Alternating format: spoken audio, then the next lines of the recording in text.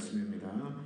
자, 오늘은 사사기 강의 12번째 시간 말씀을 여러분과 함께 나누도록 하겠습니다.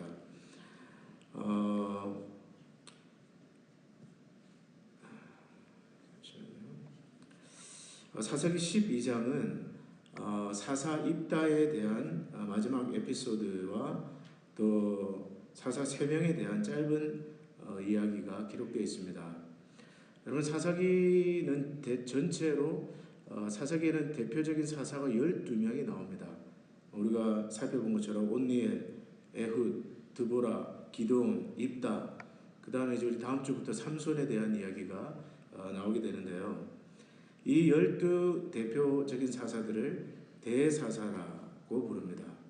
그리고 삼갈이나 돌라, 야일, 그리고 오늘 본문에 짧게 기록된 입산, 엘론, 압돈, 그러한 사사들을 소사사다 이렇게 부릅니다. 오늘 본문에 보면 무려 18년 동안 이스라엘 백성들이 이제 암몬의 지배를 받습니다. 근데 이스라엘 백성을 입다, 사사 입다가 나타나서 그들을 구원합니다. 근데 큰 승리를 거둔 다음에 시험이 찾아오는데요. 같은 동족 에브라임 지파가 이 입다를 찾아옵니다. 그러면서 따집니다. 내용을 들어보니까 왜 암몬 사람들과 싸우러 갈 때 우리를 부르지 않았냐는 거예요. 왜 우리를 불러서 함께 가지 않았냐는 겁니다. 때문에 우리가 당신과 당신 집안 전체를 불살라 버리겠다. 공갈을 하고 협박을 합니다. 입다는 그때 그들에게 답을 하기를, 나와 내 백성이 목숨을 걸고 암몬과 싸웠을 때 내가 당신들을 부르러 보냈다. 그런데 당신들이 나를 도우러 오지 않았다는 거예요. 그래서 자신은 목숨을 걸고 싸웠고 여호와께서 나에게 승리를 주셨는데 이제 와서 당신들이 싸움을 거느냐, 그렇게 답을 합니다. 이제 여기서 그만하면 되는데 에브라임 지파가 또 한마디 더 던집니다. 무슨 말이냐면, 너희 길라 사람들은 원래 에브라임과 므낫세 지파에서 도망친 자들이 아니냐, 도망자들이 아니냐. 이 말을 듣고 입다는 이제 길라 사람들을 모두 모아서 어쩔 수 없이 에브라임과 전쟁을 하게 됩니다. 동족이 동족과 싸우는, 마치 우리 6.25 전쟁처럼. 근데 결국 승리는 입다에게 돌아가고 패잔병들을 쫓는 그 과정 속에서 이 입다의 군대는 요단강 나루탑을 점령하고 도망치는 에브라임 지파 사람들을 이제 잡아서 죽이기 시작하는데, 강을 건너는 그 사람들에게 당신 에브라임 사람이요, 만약 그 사람이 아니라고 대답하면 쉿볼렛, 단어의 뜻은 시냇물이라는 뜻이에요. 흐르는 강물이라는 뜻입니다. 쉿볼렛이라고 발음을 시켜서 발음을 쉿볼렛이라고 말하면 살려주고, 근데 아마 에브라임 지파 사람들이 이 발음이 잘 안 됐던 것 같아요. 마치 여러분 경상도 사람들이 무슨 발음이 잘 안 됩니까? 쌀 안 돼가지고 살. 제가 1980년도에 그 예스 마담 3라는 영화 보셨나요? 그때 한참 조크가 유행했는데 경상도 사람들은 예서 마담 설이라고 아무도 안 오시시네요. 하여튼 뭐 그런 옛날 얘기가 있습니다. 발음이 안 돼서 아마 그 에브라임 지파 사람들은 이 쉿볼렛이라는 발음 잘 안 된 것 같아요. 그래서 그 발음을 못하는 걸 보고, 저놈 에브라임 지파 사람이구나, 단칼에 죽여버렸습니다. 그래서 그날의 에브라임 지파에서 42,000명이 죽임을 당했어요. 42,000명. 그 후로 이제 입다는 7년의 사사로 지내고 길앗에는 어떤 말에 묻히게 됩니다. 그리고 오늘 사사기 12장은 이 3명의 소사사에 대한 이야기가 나오는데, 입산에 대한 이야기, 입산은 아들 30명과 딸 30명이 있었다는 그런 이야기들, 그리고 사사기에서 가장 내용이 짧은 엘론이라는 사사, 아마 여러분들 가운데 생소한 분들 계실 거예요. 엘론이라는 사사가 또 등장을 합니다. 또 그 뒤로 압돈이라는 사사가 등장하는데 40명의 아들과 40명의 손자를 두고 있었다. 자, 여기까지가 이제 사사기 12장에 기록된 내용입니다. 오늘 본문을 통해서 여러분 오늘 우리가 어떤 메시지를 받을 수 있을까요? 저는 특별히 오늘 본문을 통해서 우리가 선택이 얼마나 중요한 것인가. 여러분 살아가면서 우리는 많은 선택을 합니다. 그렇죠? 오늘도 아마 여러분들 선택하셨을 거예요. 가장 작게는 뭐 오늘 교회에 올까 말까, 수협에 올까 말까 선택하시고 오신 분도 계실 거고, 또 오늘 점심으로 뭘 먹을까, 뭐 쌀국수를 먹을까, 또 뭐 샌드위치를 먹을까 선택하신 분도 계실 거고. 여러분 우리는 오늘 많은 선택을 하고 살아가는데 그 선택 중에는 좋은 선택도 있지만 나쁜 선택도 있습니다. 중요한 것은 우리가 어떤 선택을 하든 그 선택이 우리의 운명을 결정한다는 거예요. 때문에 여러분 선택은 굉장히 중요합니다. 특별히 하나님의 백성들이 어떤 선택을 해야 되느냐, 좀 본문을 통해서 두 가지를 말씀드리고자 하는데, 첫째로 하나님의 백성들은 한번 따라서 하겠습니다. 평화를 선택해야 된다. 평화를 선택해야 됩니다. 하나님의 백성들은 분열이 아니라, 분쟁이 아니라, 다툼이 아니라 평화를 선택해야 돼요. 오늘 여러분 1절로 다시 한번 돌아보겠습니다. 1절로 돌아가서 1절을 다시 한번 다 같이 읽어봅니다. 시작. 에브라임 사람들이 모여 북쪽으로 가서 입다에게 이르되 내가 암몬 자손과 싸우러 건너갈 때에 어찌하여 우리를 불러 너와 함께 가게 하지 아니하느냐. 우리가 반드시 너와 내 집을 불사르리라 하니.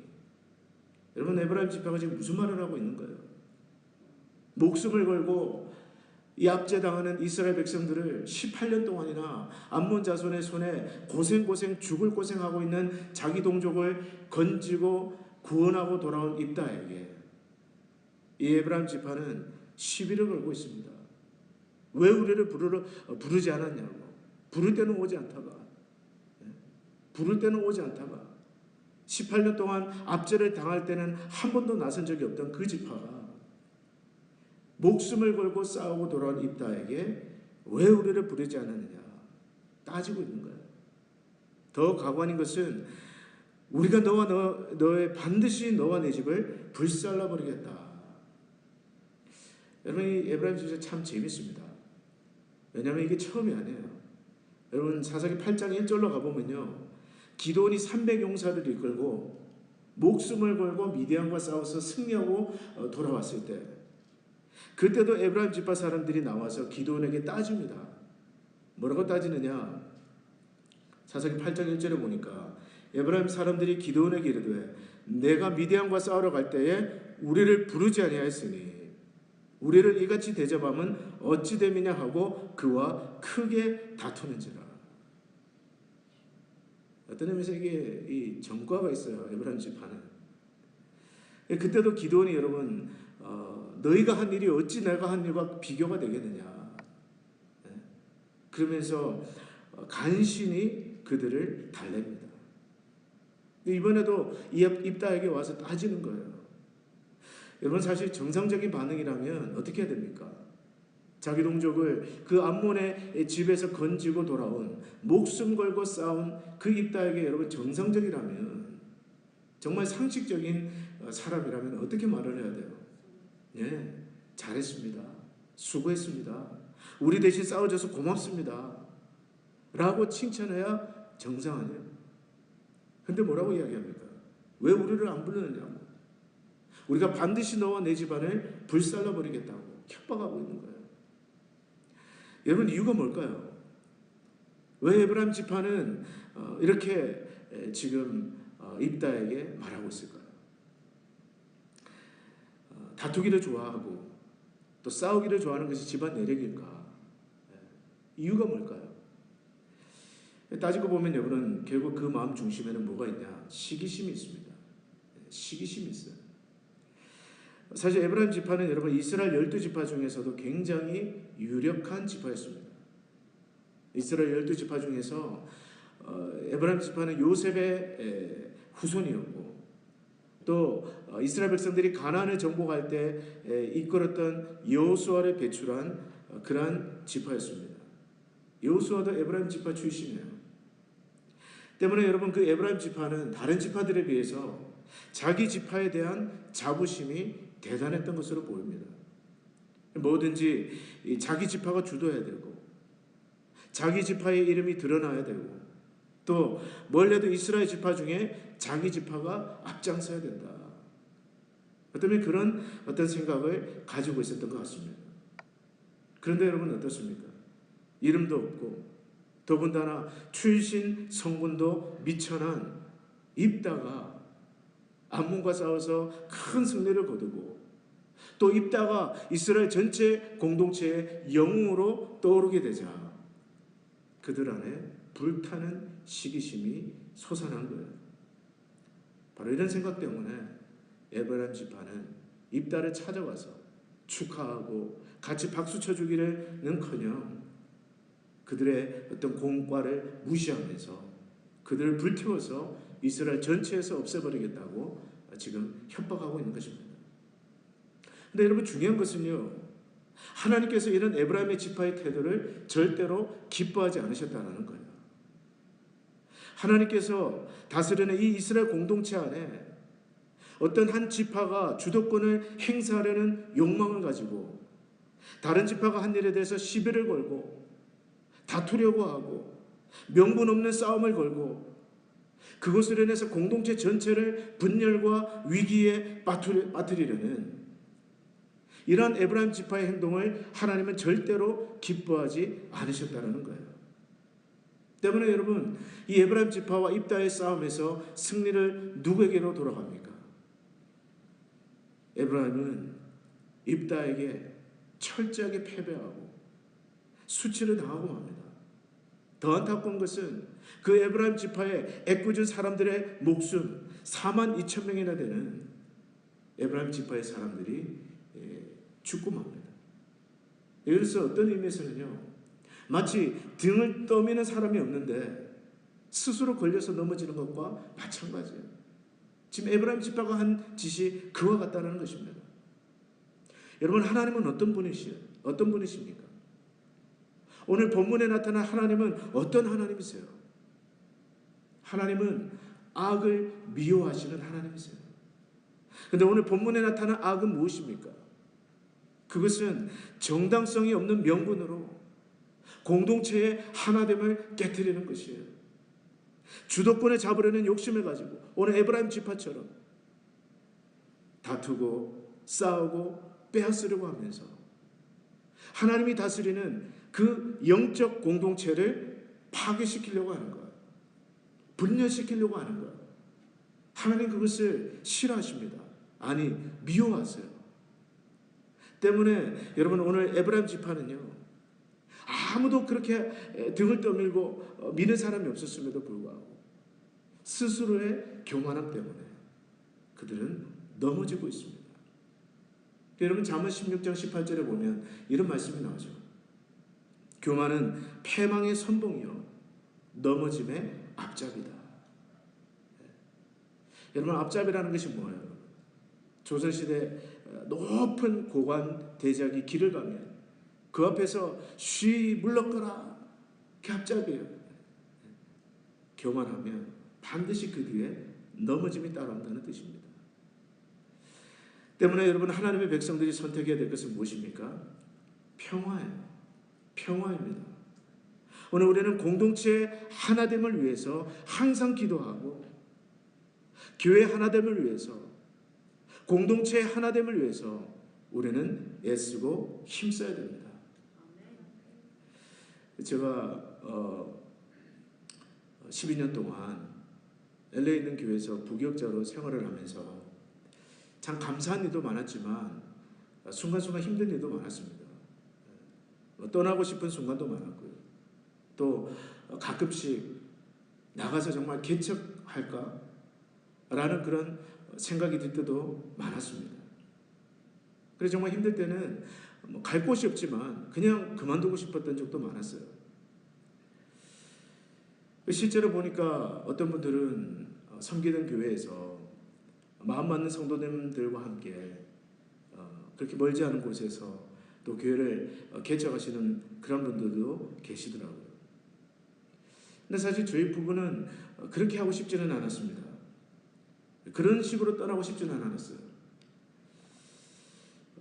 왜냐하면 저희들의 떠남으로 인해서 남아있는 성도들에게 상처를 주고 싶지 않았기 때문에, 우리 부부가 떠나면서 교회에다 어떤 시험을 주고 싶지 않았기 때문에, 그렇게 생각을 해보니까요, 아무리 힘들어도 나와서 개척을 한다든지 이건 그림이 아니더라고요. 그림이 아니더라고요. 같은 LA고 다 거기서 거기이기 때문에 나와서 개척을 한다는 건 그림이 아니고, 때문에 여러분 어떻게든 버텼습니다. 정말. 그래서 정말 얼마나 많이 기도했는지 몰라요. 축복받으면서, 축복하면서 하나님 떠나게 해주십시오. 그리고 내가 만든 기회가 아니라 하나님께서 자연스럽게 열어주실 때까지 기도하면서 버티고 기다렸습니다.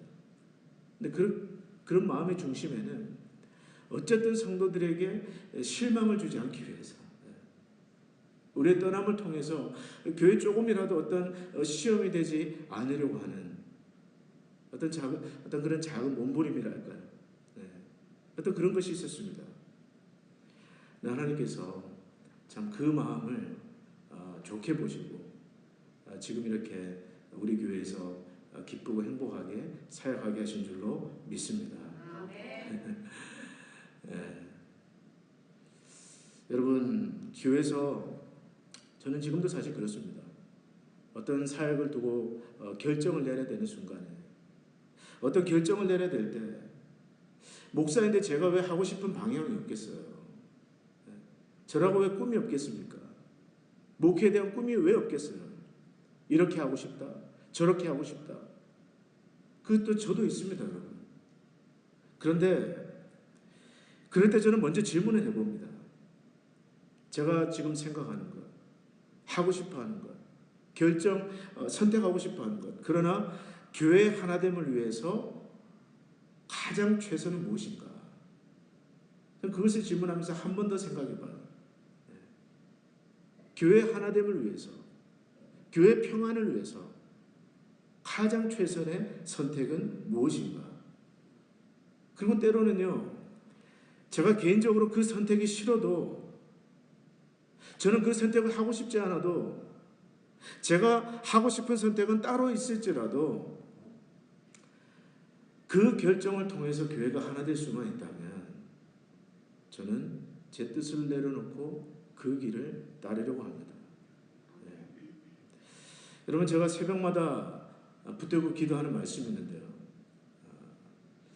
시편 122장 6절 말씀이에요. 재작년에 우리 손인식 목사님 모셨을 때 그분을 라이드하면서 그분이 그런 말씀을 하시더라고요. 평생 목회를 해보니까 교회를 사랑하고 진심으로 교회 하나됨을 위해서 애쓰는 분들을 하나님 반드시 축복하시더라. 그러면서 그분이 하신 말씀이 시편 122장 6절입니다. 예루살렘을 위하여 평안을 구하라. 예루살렘을 사랑하는 자는 형통하리로다. 그 말씀을 하시는데 그 말씀이 저에게 꽉 와서 박혔어요. 그래서 제가 그때 제 기도 노트에 적어놓고 매일 새벽마다 그 말씀을 주장하면서 기도합니다. 오늘 새벽에도 기도했습니다. 여러분들을 위해서. 첫째, 우리 모든 교회에 하나님 오늘도 평안을 주시옵소서.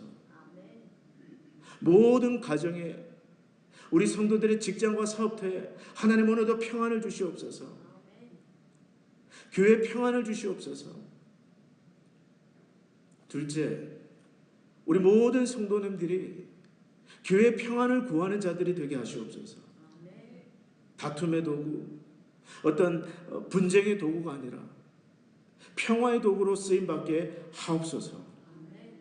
마지막으로, 그리고 말씀처럼 예루살렘을 사랑하는 자는 형통하리라는 말씀처럼 교회 하나됨을 구하고 교회를 사랑하는 모든 성도가 복을 받는 것을 모두가 보게 하옵소서. 제 기도 제목이에요. 저는 오늘 예배에 나온 여러분들도 이 시편 122장 6절 말씀을 가지고 교회를 위해서 기도하는 여러분들 되시기를 바랍니다. 빌립보서 2장 3절에 보니까 그런 말씀 나옵니다. 아무 일이든지 다툼이나 허용으로 하지 말고 오직 겸손한 마음으로 각각 자기보다 남을 낮게 여기라. 그렇습니다, 여러분. 아무리 뜻이 좋고요, 아무리 명분이 좋고 의미 있는 일이나 사역이라 할지라도 하나님은 교회가 서로 다투면서 일하는 것을 절대로 기뻐하지 않습니다. 하나님은요, 겸손한 마음으로 각각 자기보다 남을 낮게 여기는 마음으로 공동체의 하나됨을 추구하는 것을 기뻐하십니다. 그러므로 오늘 이 밤에 하나님의 백성된 저와 여러분 무엇을 선택해야 되겠습니까? 우리는 첫째로 교회의 평안을 선택해야 될 줄로 믿습니다. 교회 하나됨을 구하는 자들이 되십시오. 둘째로 하나님의 백성은 한번 따라서 하겠습니다. 부드러운 말을 선택해야 합니다. 부드러운 말. 잠언 15장 1절에 보니까 이런 말씀 나옵니다. 유순한 대답은 분노를 쉬게 하여도 과격한 말은 노를 격동하게 하느니라. 무슨 뜻이에요? 같은 말이라도 부드러운 말은 마치 불이 났을 때 불을 끄는 스프링클러와 같다라는 거예요. 불을 끈다는 겁니다. 그러나 똑같은 말이라도 과격한 말은 마치 여러분 불난 집에 기름을 끼얹는 것과 마찬가지라는 거예요. 불난 집에 여러분 기름을 끼얹어 보셨습니까? 불이 더 붙어버리죠. 여러분 에브라임 지파의 문제가 무엇입니까? 그들의 말도 문제가 있지만 그러나 그 말투가 보면 굉장히 과격합니다. 오늘 우리가 읽은 1절에 보시면요, 내가 암몬 자손과 싸우러 건너갈 때 어찌하여 우리를 불러 너와 함께 가지 아니하였느냐.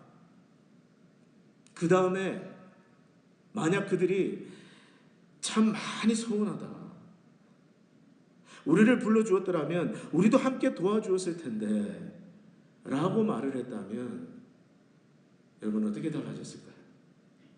참 많이 서운하다, 우리를 불러줬으면 우리도 기꺼이 팔을 걷어붙이고 도와주었을 텐데, 그랬다면 아마 입다는 뭐라고 얘기했을까요?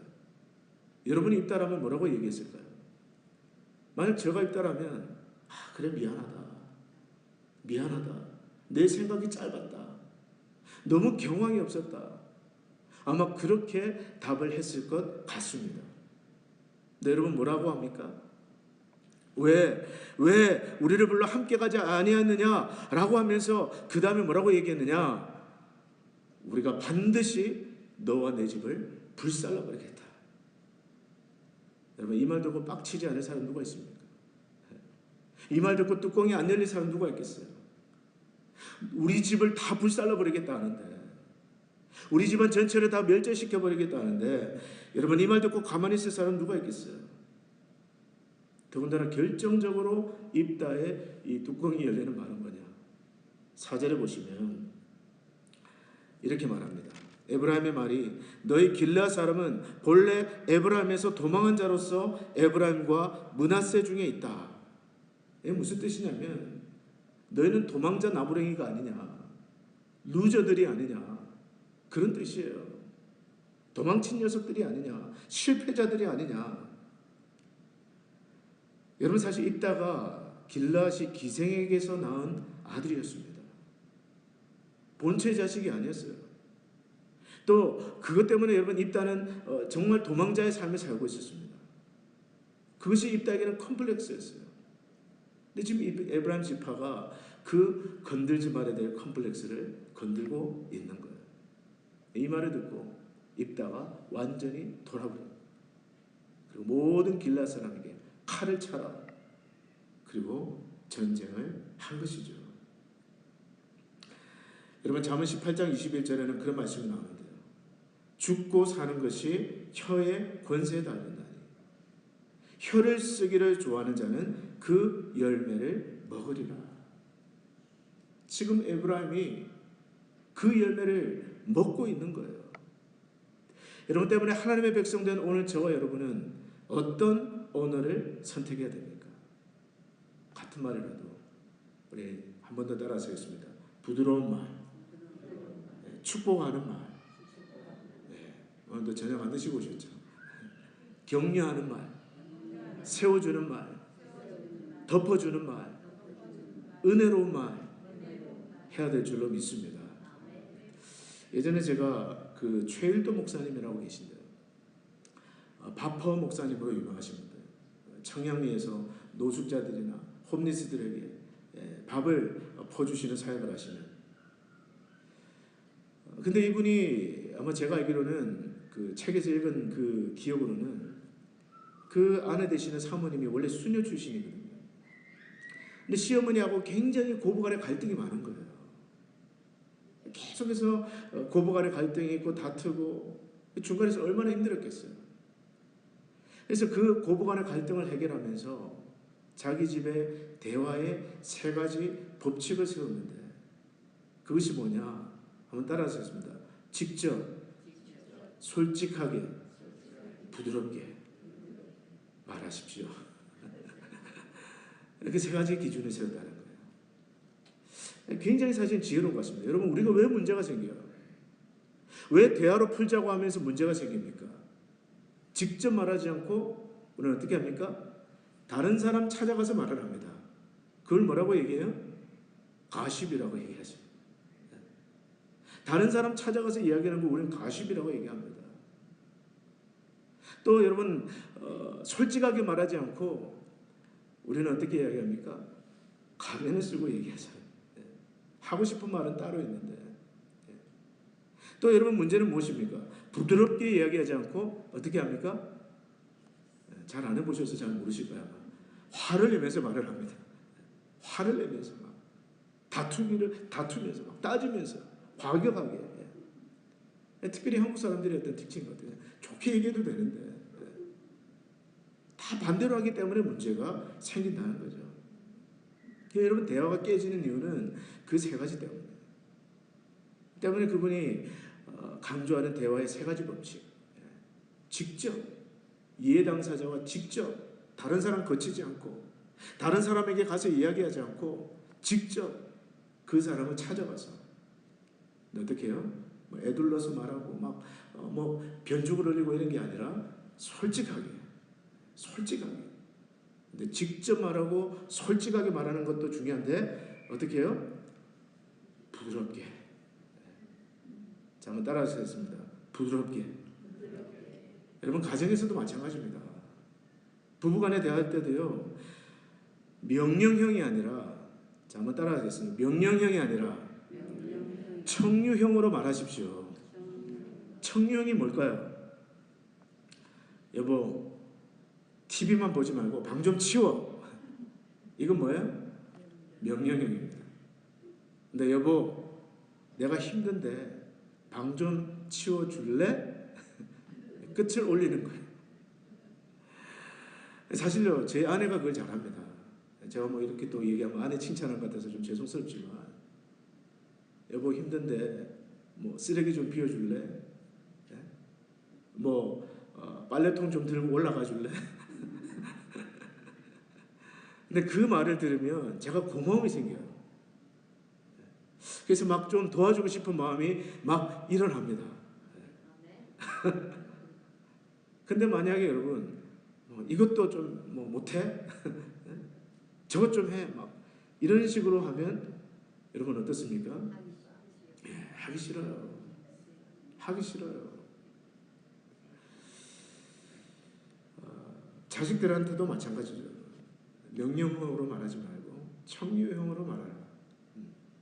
지금 이 자리에 제 아들이 앉아서 설교를 듣고 있기 때문에 제가 참 말씀드리기 부담스럽지만 샤워 좀 할래?